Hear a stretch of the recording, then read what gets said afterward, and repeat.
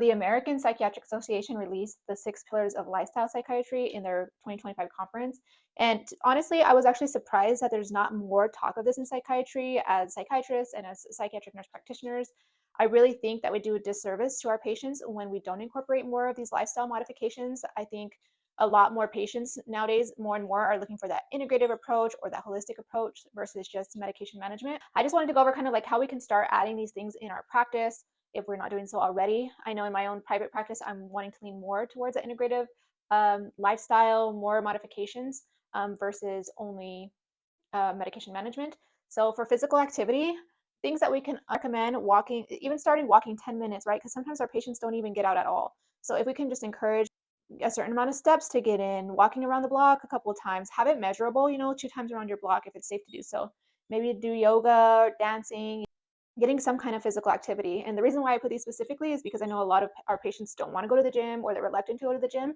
So we just reminded them like, hey, even walking 10 minutes, 15 minutes is going to release those endorphins and make your mind more clear and really help out with your mental health symptoms.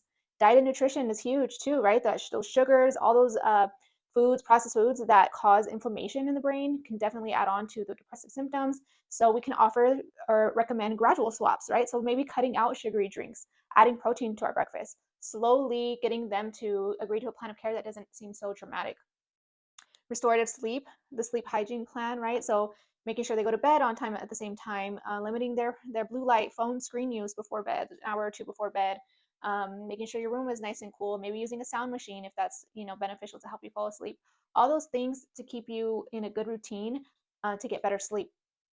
Stress management, things that we can recommend, like going back to like the deep breathing, the meditation, the journaling, things outside of just here's a pill to cover up all these symptoms, right? We've got to start thinking outside the box and how we can actually add lifestyle modifications into our patients' lives to help improve them. Toxic exposures, alcohol, cannabis, tobacco, right? Alcohol is huge, huge depressant. There's studies that show that drinking alcohol even on the weekends can create anxiety throughout the week. So say you had a drink on the weekend, you can still feel the effects Monday, Tuesday, Wednesday, the brain fog, all those kinds of things.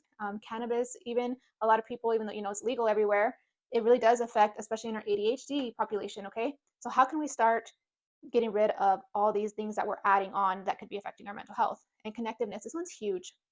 We're in a time where people are lonelier than ever. We're more connected online, but people are actually more lonely because they're missing that connection in person. This is huge. So maybe recommending joining support groups, volunteering even, just more of the natural things that we already have available to us that can improve our mental health without medications or that can be added on to medications to have a better outcome.